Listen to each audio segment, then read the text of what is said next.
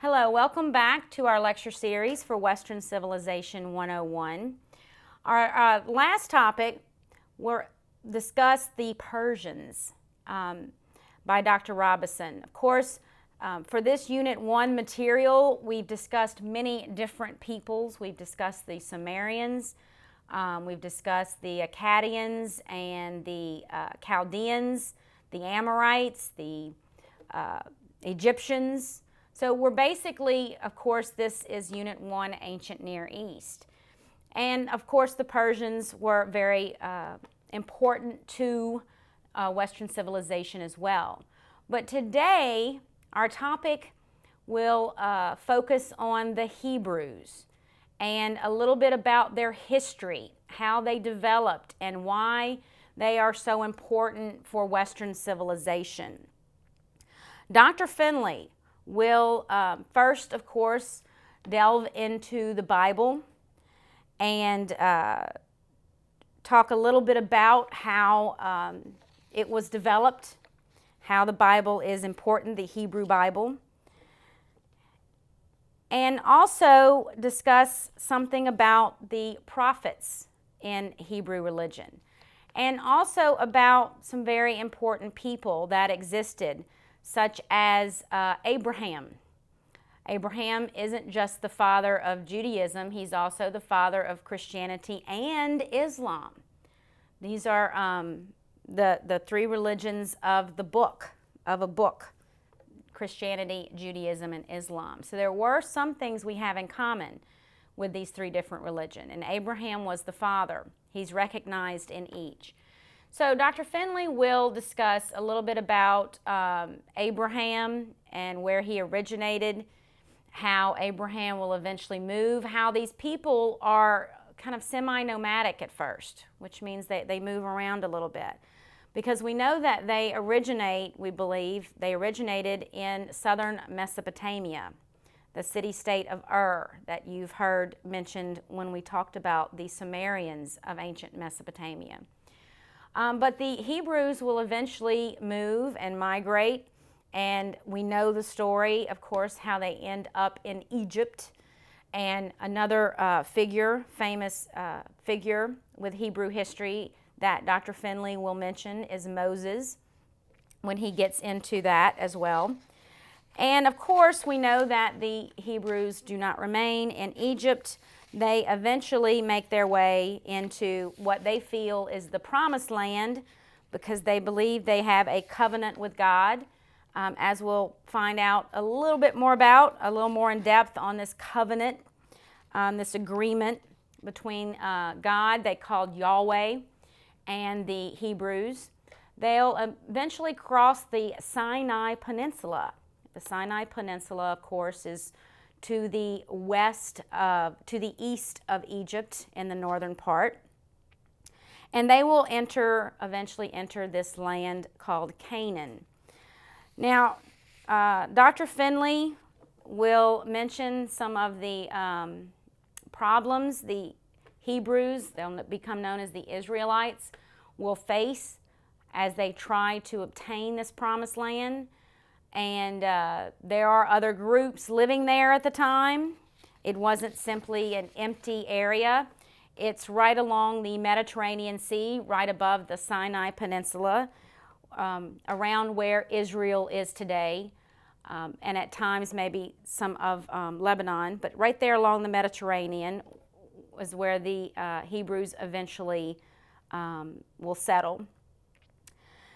And of course, we have groups that are mentioned in previous lectures that we'll hear again now. The Canaanites, also living there. They had a polytheistic religion that didn't exactly coexist well with the Hebrew religion at this time. And we have the Philistines. Dr. Finley will discuss the Philistines as well, and how men such as Saul and maybe King David and King Solomon, those are the kings. We didn't always have a king, a monarch in this period for the Hebrews, but those are the kings that will rule for a time.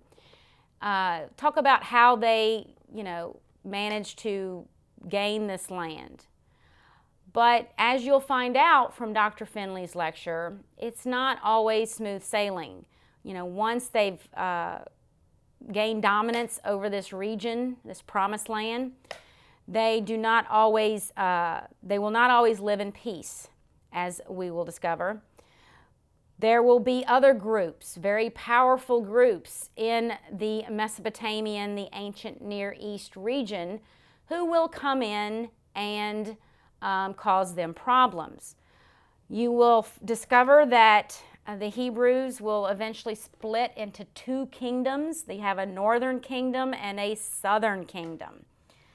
The Assyrians, one of those very fierce and powerful groups of people that we've discussed in a previous lecture, will come in to the northern part, the northern kingdom, and will eventually disperse these people. They're called the lost 10 tribes of Israel, because we don't understand how once they were scattered, dispersed means scattered, they didn't seem to retain their identity or their religion in a way that made them identifiable. So they're kind of the lost 10 tribes of Israel.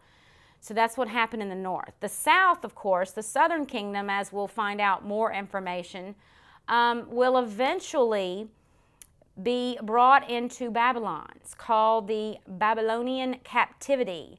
But there is a difference here between the north and the south, because the Babylonian captivity, these people, the Hebrews, the Jews here, will maintain their identity, maintain their religion. They will stay together in their own community, and this is probably where they kind of solidify their religion. And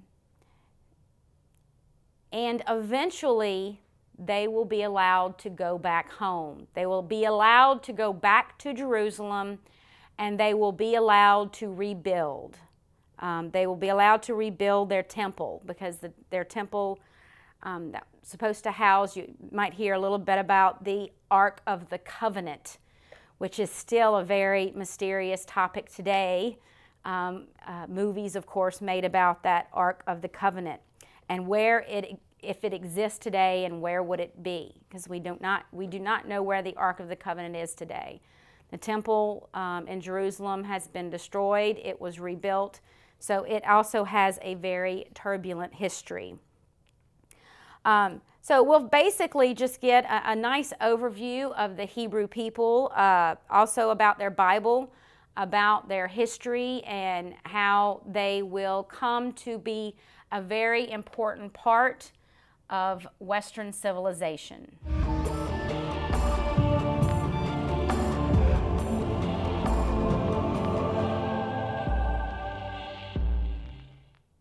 In the first millennium BC, a small, often conquered people are going to turn the rules of the day on their head. Unlike most societies at that day and time, where war and conquest, military might, financial wealth were the most important things, this group of people saw the power of divinity, the power of God, as being the most important thing in their day-to-day life. To them, there was one God, and this one God revealed himself not to the mighty empires of the day, not to the Assyrians, but to the far less powerful Hebrews. Right? Today's lecture is about the Hebrews, the ancient Jews. The Hebrews, who we also know as the Israelites, they had existed as a people from at least the second millennium BC, perhaps hundreds of years even before that. They are going to create for us an enduring religion that exists today. The Jewish faith has its origins with this group of people that we're talking about, but so much of the other great religions of the period that you've heard some things about or will hear things about, Christianity, Islam, owe their origins to the Israelites, to the ancient Hebrews, who we'll be talking about today. We know about the Hebrews in part from their Bible, right? As literature and as an explanation of religious practices and religious beliefs, the Bible The Hebrew Bible, the Old Testament, as Christians refer to it, is perhaps the most important document which we have in Western civilization. As a source of history, however, which we have to use it in order to understand much of the story that we'll be telling today, the Bible has some critics. There's a lot in the Bible that we can substantiate. There are a lot of other things in the Bible that we're unable to substantiate through the archaeological record, through the other written records that we might have. So we're going to try to balance between what we know and what we have to surmise through the course of today's lecture. Much of the Bible that we're talking about today is in written form. The Hebrew Old Testament was written down. We know that at least as early as 1000 BC or so, much of the Bible, the Old Testament, is in place. It was written down. We have good written record of it. We know that we can authenticate much of what's said in it. There are other portions of the Bible, however, that are based on oral tradition. And in any culture, in any study of history, you need to be careful about oral traditions. It's much harder to date. It's much harder to say this happened at this particular time. It's much more difficult to determine whether or not what's being said in the oral tradition is accurate. We know that oral tradition is eventually going to be written down, but you know, like any story, every grade school child knows, information that goes from one person to another, to another, to another as it's passed down often isn't the same as it was originally told. That's something all scholars who study the ancient Hebrews need to be cautious of. They need to be aware that not everything that's in the Bible may be a factual representation of what happened, at least as we as historians can authenticate things. What we know, however, is that a century before, or at least a century, maybe two, before the birth of the historical Jesus Christ, we know that the Old Testament, the Hebrew Bible, was taking shape, and it takes the shape that we still know today.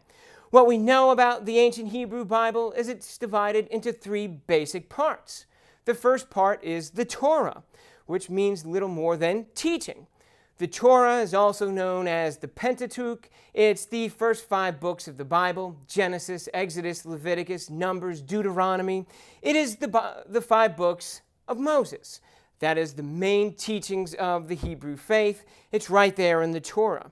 The Hebrew Bible also contains books by various prophets, from the early stages of Hebrew history on through the later stages of Hebrew history.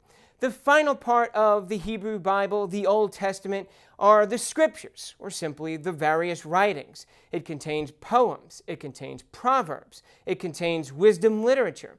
Taken together, these are the 3 sections that today consist of the Hebrew Bible.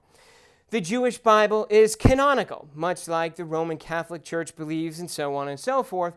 Each of these books was accepted by established religious leaders at the time as being sacred, as being divine texts, and they were incorporated into the growing corpus of the Hebrew peoples in their faith.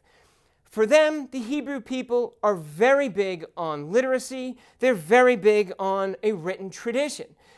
The Muslims, later on, when Islam is created, the Muslims are going to refer to the Jewish people as the people of the book. They are the people of the book quite literally, in that they are devout followers of their Bible, but they are also people of the book because as a society, we're going to see for the Hebrews, literacy is very important because that's the way you can learn God's law, and everybody must know God's law.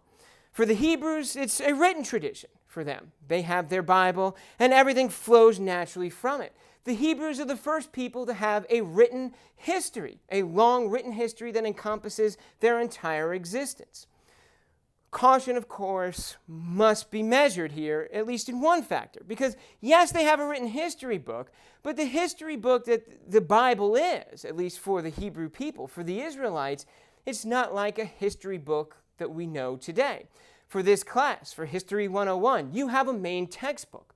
And that main textbook, of course, is very secular in its outlook, and it deals with things that we can put down and say, this happened, and we know that it happened. Naturally, the history book that the Hebrew Bible is less about the day-to-day occurrences of events, and it's more the story of the relationship and the working out of God's covenant, God's special relation with the history of the people of Israel. That's kind of what the Hebrew Bible is. Yes, it's a history book, but it's a history book that focuses on the sacred, on this uncovering or the revealing of the covenant between Jesus and the Hebrew people or the Israelites. The Hebrews, like all ancient people, right, have a history of their origins. There is a divine origin for all of the city-states that you might have heard of in Bill Robeson's lectures that you've already heard. The Hebrew people, of course, have a creation story as well. But it's important to remember that the Hebrew people, when they emerged, their story is not of some magical and wonderful event. The Hebrew people trace their story and the evolution of their story as a treaty in many ways, as a relationship between themselves, the Hebrew people, and God. So it wasn't a story like you've seen or heard of before, where the gods created this city-state or this people. The creation of the Hebrew nation, of the nation of Israel, in many ways emerges from a treaty between people and God, which makes it very, very distinct in its day and age. When the Bible of the Hebrews urges the Israelites to love the Lord your God with all of your heart and soul, that love was more than just the love that we know today, the love between husband and wife and mother and child, or it's not that kind of love. Well, it is that kind of love, but there's more to it than that.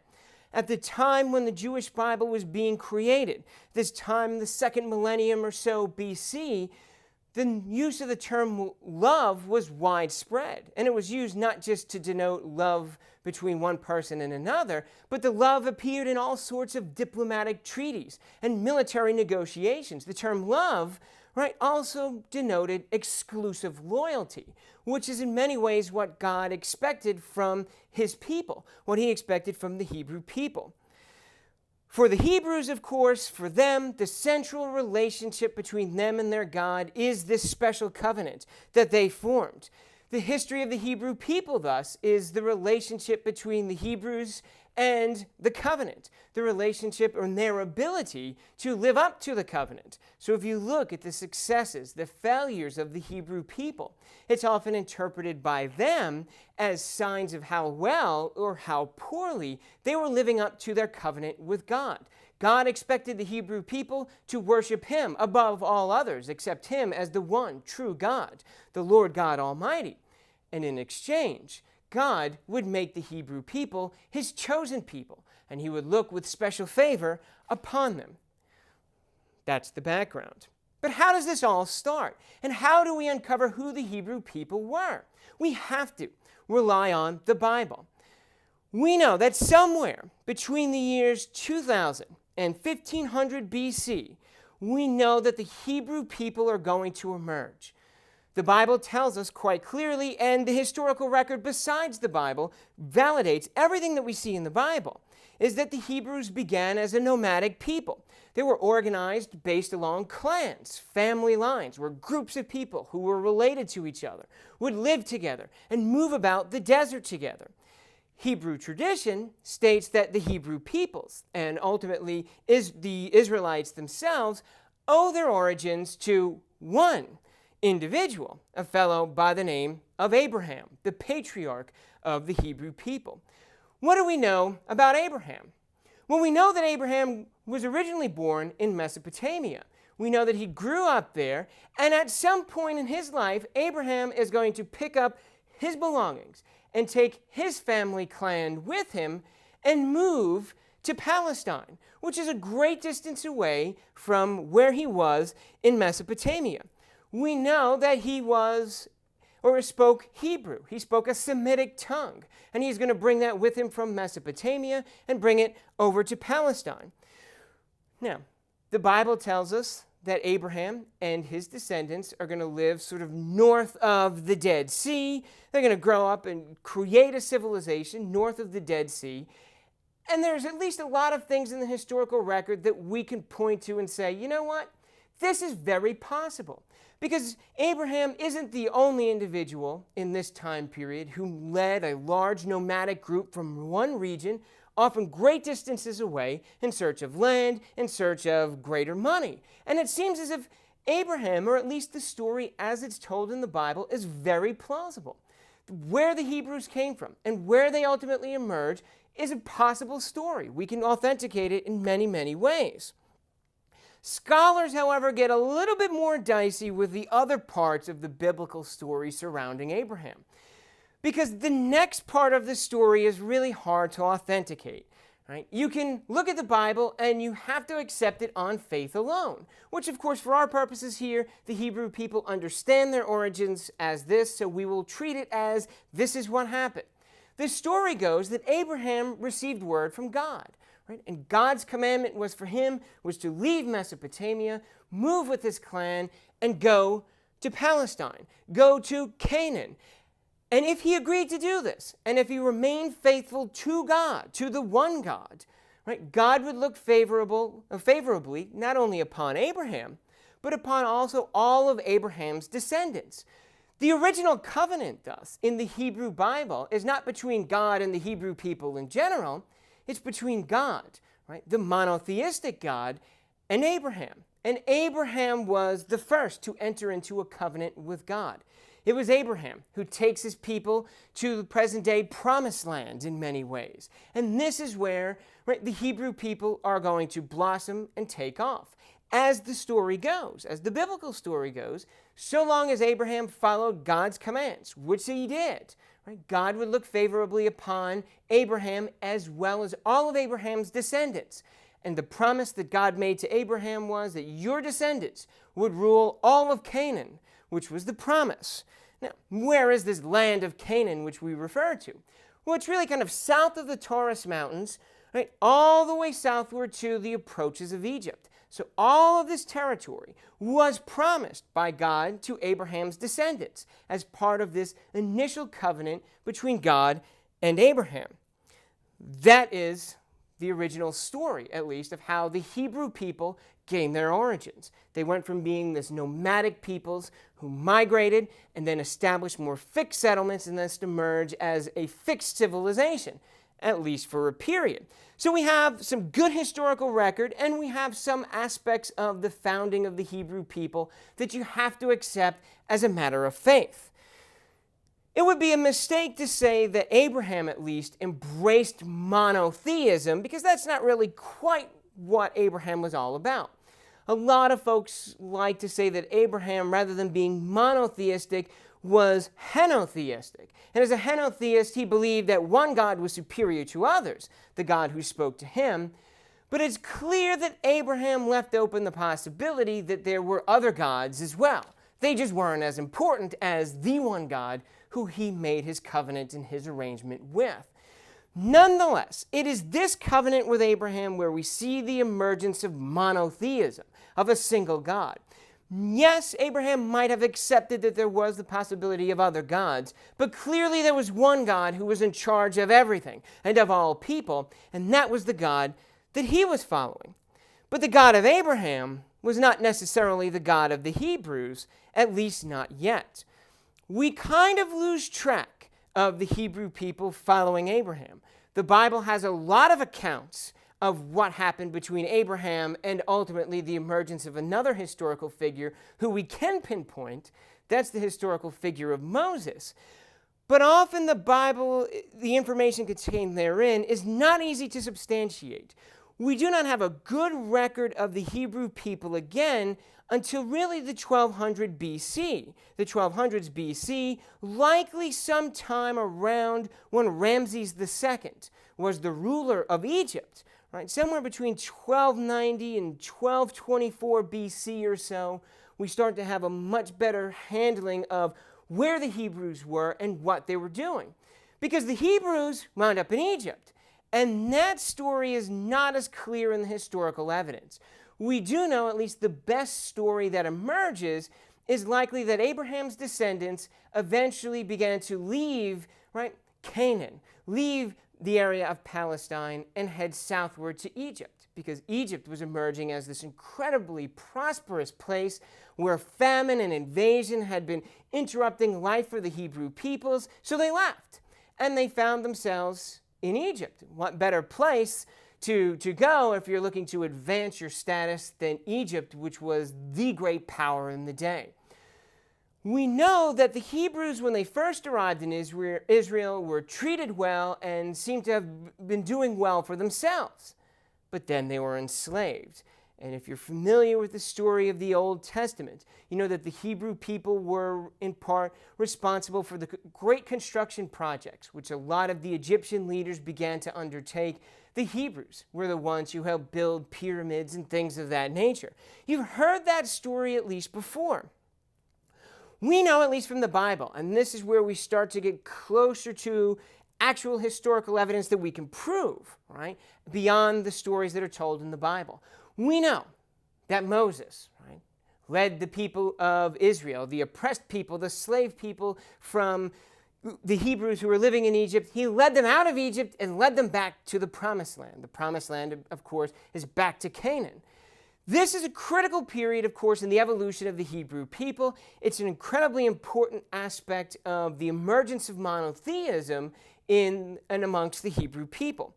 It's the story of the Exodus. It's these people who were slaves, right? The Hebrew people who were enslaved by the Egyptians. They're going to rise up and flee from the Egyptians.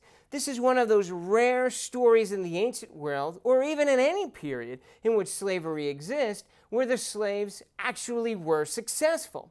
It is these Hebrew people who are going to, as part of this Exodus, are going to flee away from Egypt, flee from persecution. And it is here, during this Exodus, from Egypt going back to Canaan, back to Palestine, back to the Promised Land, right? It is during this period where the Hebrew people are going to embrace the covenant with God, the covenant that I alluded to at the very beginning of this lecture. Remember, the covenant that exists is between Abraham and God.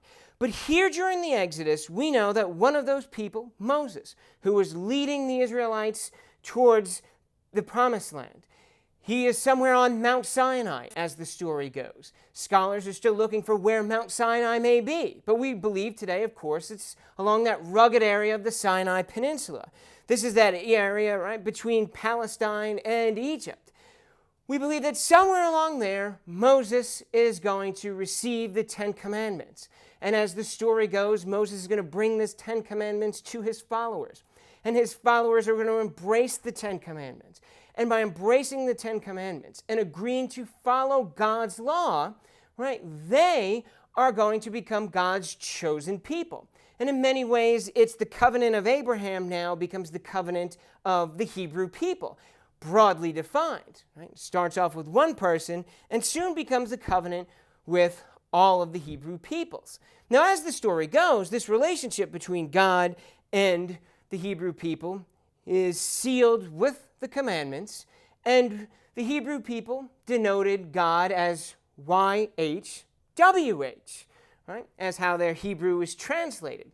Now, a lot of folks took this YHWH to be translated into English as Jehovah, and you might see Jehovah or God being denoted in some of your Bibles that you might have at home. It seems like a more accurate translation of YHWH naturally is Yahweh, which is more in keeping with how the Hebrews saw their relationship and saw the God figure, right? Yahweh is Jehovah or God, right? Three, all essentially the same individual, depending on your respective translation. This covenant, of course, is going to be most critical for the Hebrew people and their development. Of those commandments, the first three commandments are really the most important. We're not going to belabor all of the others, but there's a moral code and ethical code that's part of the Ten Commandments. But those first three are the most important because it's, you shall not have any other gods besides Yahweh. You shall not make, right, any other, take the name of the Lord God in vain. And of course, you shall not make any engraven images of God. So your first three commandments in many ways deal with God himself, deal with respect and reverence for a single deity, a single God. Respect me. Do not take my name in vain. Do not make engraven images of me. These were the requirements that God had. So here we have a monotheistic faith emerging at least amongst some of the Hebrew peoples. And it would be a mistake to think that all Hebrews during the Exodus are going to embrace monotheism. But we know that at least the leaders of the Hebrew peoples who were being led out of exile, that they definitely embraced the covenant with God. And it's going to take a little bit longer for others to embrace the monotheism, but it's going to be there. What's so striking about this covenant is not simply the monotheism of the period, of course, but it's the relationship that the new God is going to have with his people, and just how unique this new God is going to be in a day and age of polytheism. Abraham himself grew up in a polytheistic environment before he embraced monotheism. But at the time when the Hebrew peoples embraced monotheism, the pagan gods that were all around them were a part of nature. They were everywhere. They were powerful. They were unpredictable. But Israel's God was so very, very different than the pagan gods that existed around them.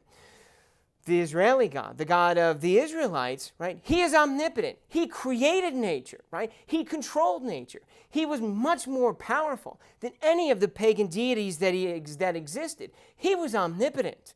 The pagan gods were often whimsical. They often liked to play pranks on people. They were often extraordinarily cruel because they could be.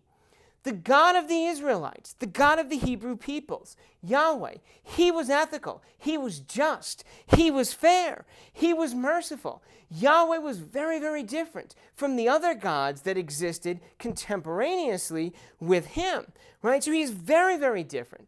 He is infinitely far removed from human beings, right? The pagan gods often took human form, and you could understand what they were like, and you could understand at least some of their behaviors. But the Hebrew God, Yahweh, was so powerful and so great that you could not really comprehend what he was like.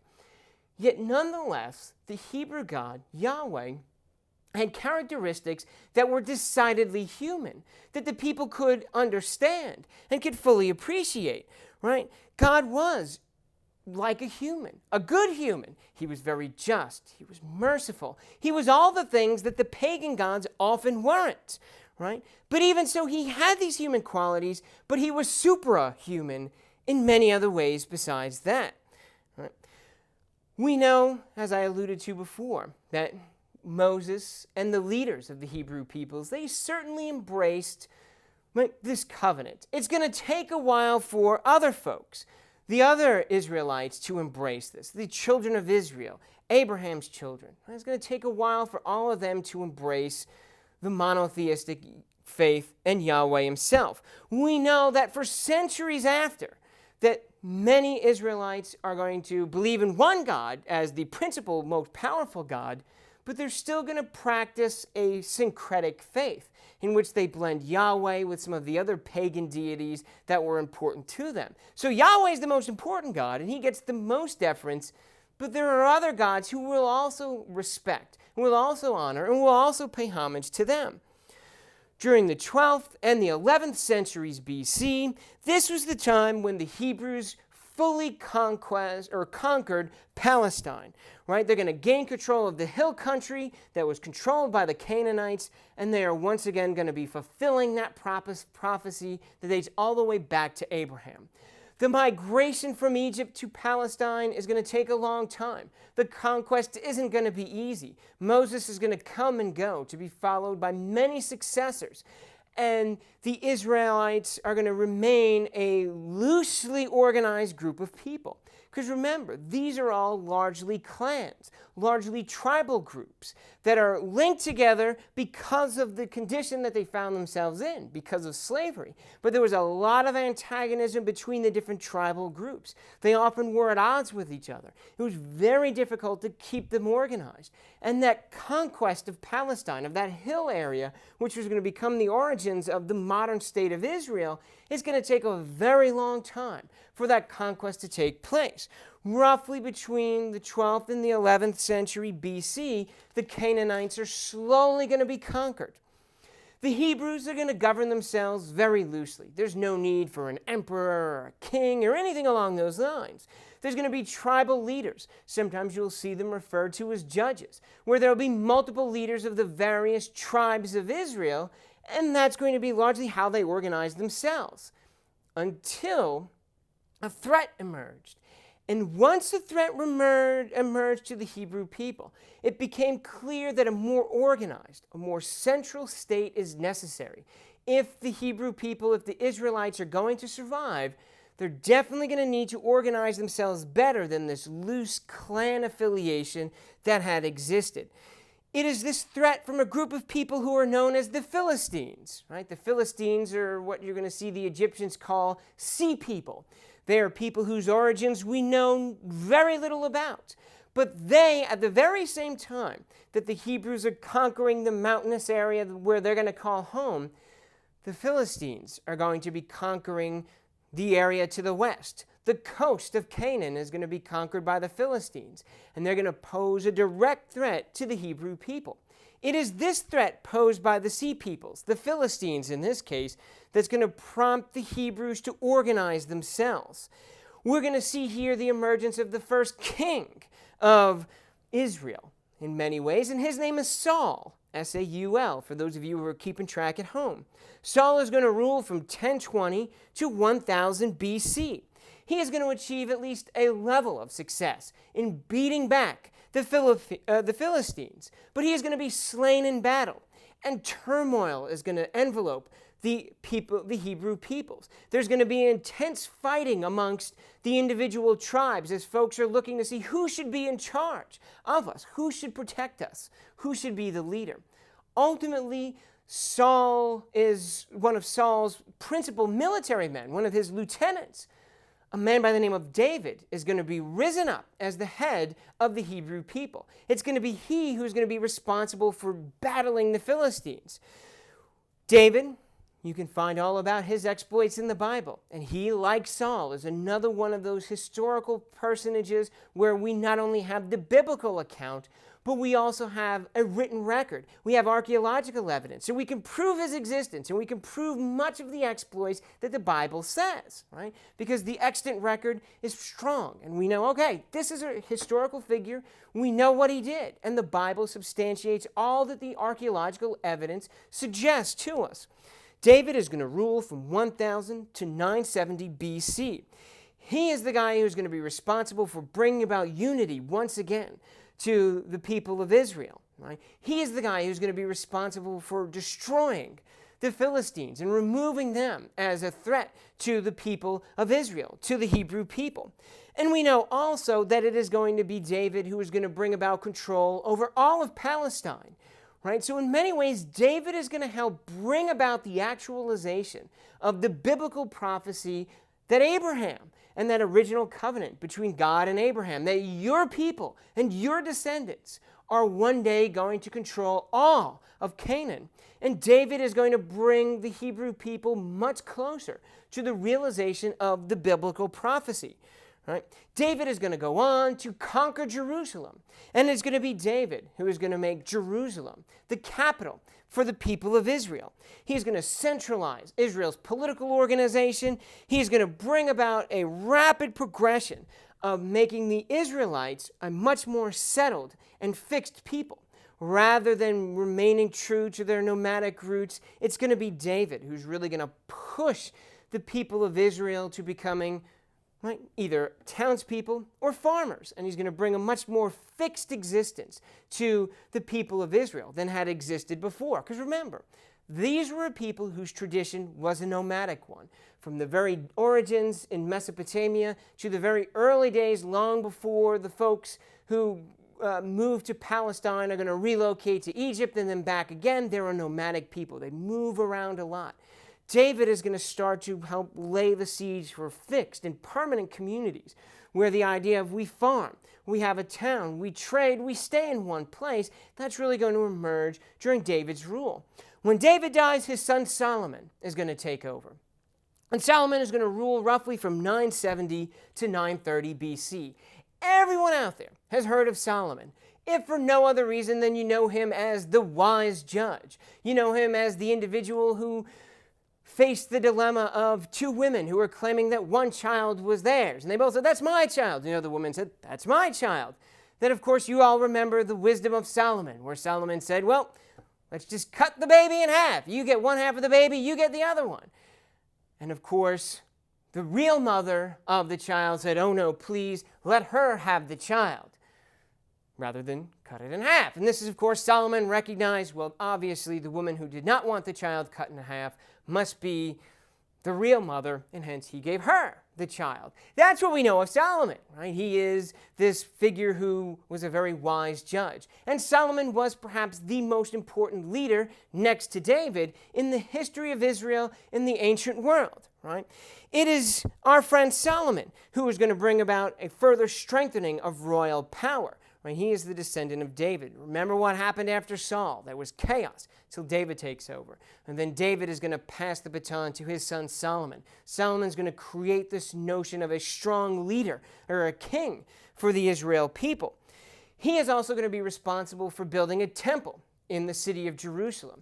And by building that temple, that is going to become, right, the symbolic center of the nation of Israel. And in many ways, this temple in Jerusalem is also going to be the place where the sacred relics of the Hebrew people are going to reside. The Ark of the Covenant. Many of you know the Ark of the Covenant through bad Indiana Jones movies, but it's a real vessel. And the Ark of the Covenant was to be stored in this temple in Jerusalem that Solomon is going to build. And that Ark of the Covenant is going to contain the holy relics of the people of Israel. It's going to contain things like the Ten Commandments, right? And of course, until the Nazis uncover it in the Indiana Jones films, ha ha, a very bad joke. Nonetheless, right, this temple in Jerusalem and Solomon's rule is going to be critical. He is going to raise Israel to the height of power that it's going to have during its day in the ancient world. You're going to have the temple. You're going to have Jerusalem as the center of Israel. You're going to have the strong temple, which is the center of the faith. And since in many ways all of the Hebrew relics, the Ark of the Covenant, are going to be housed in the temple, in many ways the temple thus is Yahweh's home in the temporal existence that the Hebrew people knew. It's where God was closest. After the death of Solomon, despite his efforts to create a strong and powerful kingship, when Solomon dies, Israel is torn apart. And the nation and the Hebrew peoples are going to divide once again into their clannish past. You're going to have the land that Solomon passed on be divided. You're going to have a northern group of Hebrews and a southern group. The northern group is going to maintain the name of Israel. It's going to consist of the 10 tribes, or 10 tribes of Israel. And their capital, right, is going to be somewhere else. They're going to have a capital at Samaria rather than Jerusalem. So Solomon dies, and then the tribal tensions reemerge. There's going to be 10 tribes to the north. They are going to maintain the kingdom of Israel, as they called it, with Samaria as their capital. And then there's the southern kingdom, which is going to be called Judah. And the southern kingdom's capital is going to remain in Jerusalem. And it's going to be the 2 southern tribes are going to maintain it. So for a period of Hebrew history, from roughly 928 and through 722 BC, 928 through 722 BC, you're going to have the divided Hebrew peoples. You're going to have the kingdom of Israel to the north and the kingdom of Judah to the south. Now, we point to 722 as the critical year because that was the year that the Assyrians, who you've heard about or will hear about in this class, the Assyrians are going to come in and conquer the kingdom of Israel. Hence, that northern part of Israel is going to be conquered and destroyed by the Assyrians. Right? The kingdom of Judah, the Judean people, are going to survive. Now, they're going to remain something of a vassal to the Assyrian Empire. But between 722 and 587 BC, the Hebrew faith in many ways is going to be kept alive by the Judeans, the people in the kingdom of Judah, those who were not conquered in 722 by the Assyrians. This period of the divided kingdom of Israel and ultimately of the kingdom of Judah, which emerges independent once the kingdom of Israel is destroyed, right? This is going to be a period when we see a strong drive towards monotheism amongst all the Hebrew people. Remember, it starts with Abraham, the one man and the covenant. Then it expands during the Exodus to this time where at least the leaders of the Hebrew people are going to embrace monotheism. And here it is in this period of the divided kingdom. We're going to see a lot of those prophets of the Hebrew people come about. Folks like Job and Ezekiel and Amos. They're all going to appear during this period of the divided kingdom. And they're going to appear during the period of the Judean survivorship. It is during this period when we're really going to start to see the spread of monotheism. True monotheism, of one God and one God only, and forgetting of all the pagan deities.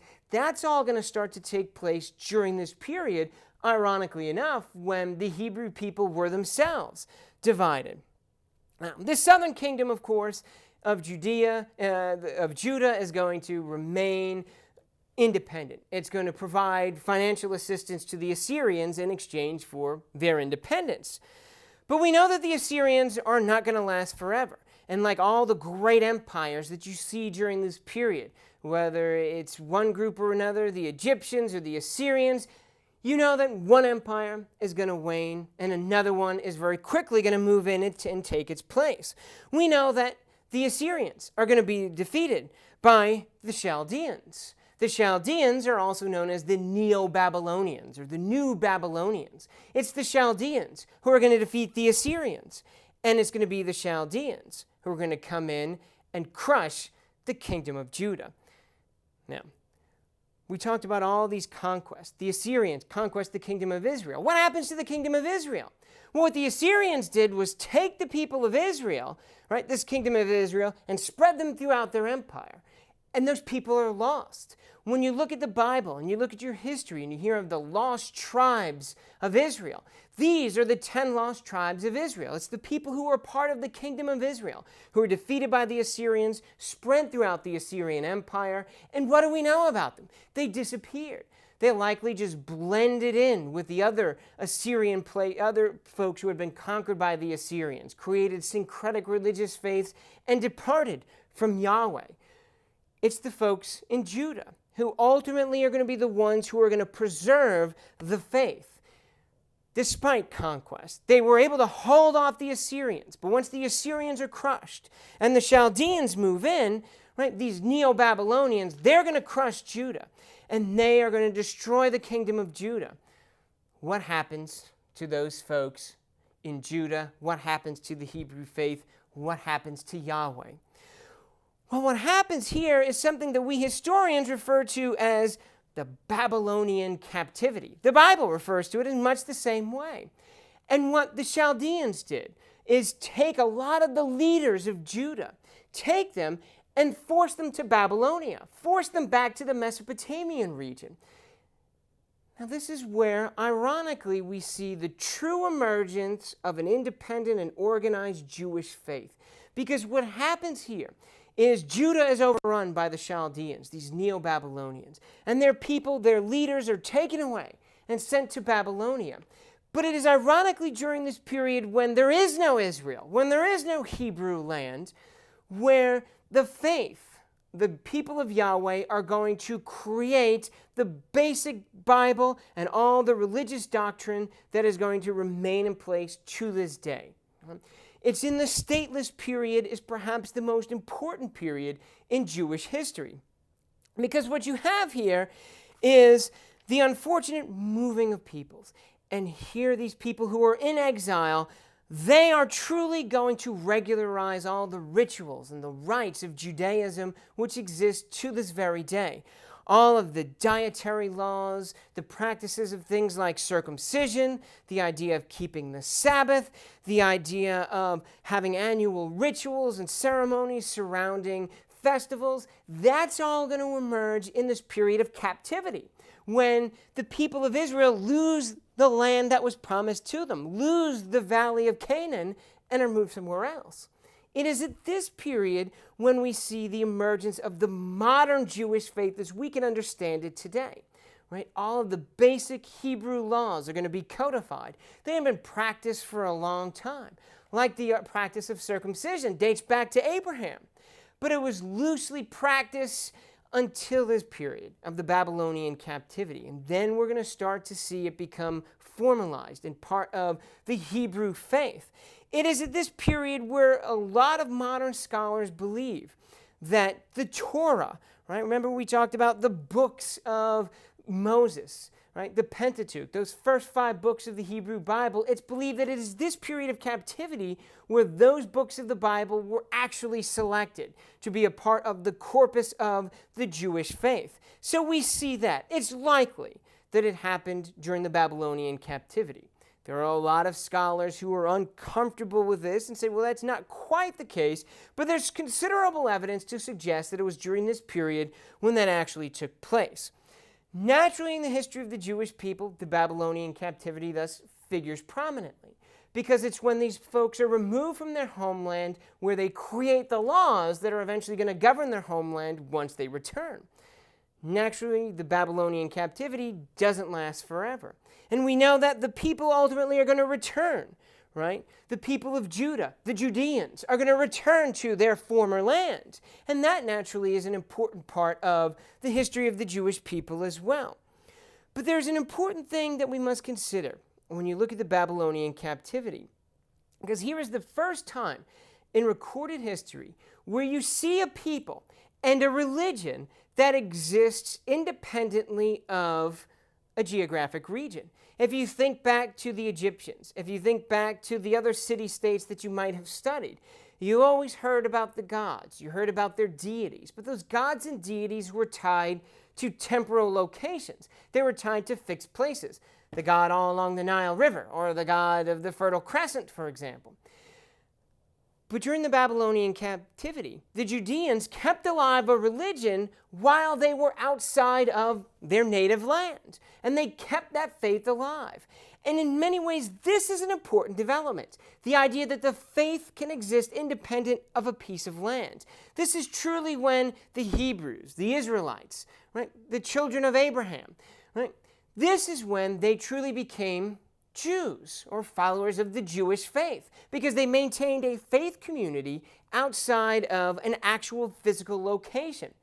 And what we begin to see throughout the known world is a similar development, where groups of Hebrews, whether they lived in Babylon, whether they lived in Egypt, wherever they lived, whether they lived in Persia, we see groups of Jews who survived and became a part of other cultures, but never fully became a part of those cultures. They kept their separate faith. So Jews could live in Egypt, could live in Persia, could live in Babylon without following the laws of the religious faiths of those communities. The Jewish community emerged independent on its own. Now, that is the emergence in many ways of modern Judaism, the modern Jewish faith, and from it, of course, emerges modern Christianity, as well as the faith of Islam. By the 6th century BC, more Jews lived outside of Palestine than actually lived within it. This Jewish diaspora, this spreading out of the Jewish peoples throughout the Western world, is one of the key and most important components of the entire Western tradition. It's a group of people who have a native land, but who through various reasons are spread throughout the globe. This is an important part, naturally, of Western civilization. We've heard much about that. Anyhow, we do need to get our friends, the Hebrews, back to Palestine and kind of put a finishing touch on the story. As the story goes, right, we have a new series of invaders. Naturally, the Chaldeans, this Neo-Babylonian empire, isn't going to last forever. They're going to be overrun by the Persians. You know, it's the Persians who are going to bring a new rule to the Middle Eastern world, to the known world at the time. It is going to be the Persians who are going to permit the Judeans, who had been moved by the Chaldeans, they're going to permit them to go back to Judah. And it is there that the story of the kingdom of Judah is going to recommence, right? It had been conquered. The Persians come through, allow the people of Judah to go back to Judah, and they are going to reestablish, right, the land of Israel, the land of the Hebrew peoples. But they're going to bring with them from the Babylonian captivity all of the new things that came about. They're going to bring about perhaps a much more clear Bible. They're going to bring about a set of very clear religious laws that everybody must follow. They're going to bring with them things like synagogues, right, which seems to have emerged naturally during the Babylonian captivity, right? You're going to have a situation where the folks living somewhere else are going to create little temples where folks are going to practice their religious faith, to pray and to worship. And they are going to bring this notion of the synagogue or the temple or the gathering place, as it's known, and bring that back to Judah. They're going to rebuild the kingdom of Judah so that somewhere between 500 BC and 512 BC, we know that the Hebrews are back in Judah. We know that they rebuilt Jerusalem. We know that they rebuilt the great temple in Jerusalem, which had been destroyed by the Chaldeans. And then our story will, of course, naturally take us to the other aspects of history that other folks are going to fill you in with here. In many ways, that culminates the story of the ancient Hebrews. Right? It's a story that a lot of you have heard of. You might have read in the Bible. You might have heard of in other history classes you've taken before. It's this Jewish community now that's going to emerge fully and independent. Right? What we also have to keep in mind is that when you read through the Bible, which is our historical document, and you read about what all the Hebrew prophets had said, they had created a religion that in many ways was universal in its outlook. It was a religious faith that encouraged people, yes, you must obey God, you must obey Yahweh, you must have no other gods besides Him. But it was also a faith that encouraged people to treat others well. It was a faith that urged people to take care of the poor in their communities, take care of your neighbors, to act with a good degree of compassion to those people around you. So that emerges as part of the Hebrew faith. At the same time, however, by the time we get to the end of our story of the ancient Hebrews, there's this counter-tradition. You have the prophets, you have the Bible emerging, and you have the basic tenets, which everybody must follow. And you must be a good neighbor, and you must take care of people. But there's also, of course, a sense amongst the Hebrew people that they are different, that they are God's children, that they are the children of Yahweh. And despite the urging of the prophets, and despite much of the requirements of Hebrew law, we know that reality is often a very different thing. And the people of Israel, the descendants of Abraham, had always had to be careful about their neighbors. They always had to be careful about who was around their borders, because there was no telling when they might get attacked. They might get invaded. And unlike most of the other people of the Near East, when they were conquered once, and then conquered again, and then conquered again, most religious faiths in the Middle Eastern world, in the Near East, most of those religious faiths just disappeared and became a part of another religious faith and joined another religious faith. A syncretic blend was simply not possible with the Jewish faith as it emerges, certainly by the 500s BC. It was just no way that there could be a syncretic faith. This is going to cause a lot of problems for the Hebrew people later on, right? Because what the Hebrews are often going to have to do, despite their faith and despite the teachings, are they're going to have to remain a very insular people. They're going to have to look inward to themselves. Think about what happens when you're conquered by another nation. The other nation forces you to swear allegiance to their king and often to their religious faith. Well, the people of Israel, the Hebrews simply could not do that, because to do that would be to violate, right, their covenant with Yahweh. To swear allegiance to the king or the emperor of another land was simply unthinkable. So in many ways, once Judaism emerges fully, the Jewish people, right, are going to have a difficult time assimilating with the world around them. It was impossible. But that is a story for another time.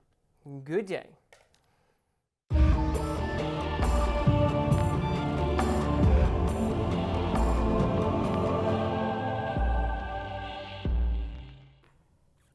Well, we've pretty much covered all of the different important groups that existed and lived in the ancient Near East. So this ends Unit 1 material. When we come back for our next lecture, we will discuss our next unit, and that will be on Greece. We will travel across the Mediterranean Sea, talk about the mainland of Greece with groups like Sparta and Athens, and we'll also discuss Crete and the Minoans, the Mycenaeans. Until next time.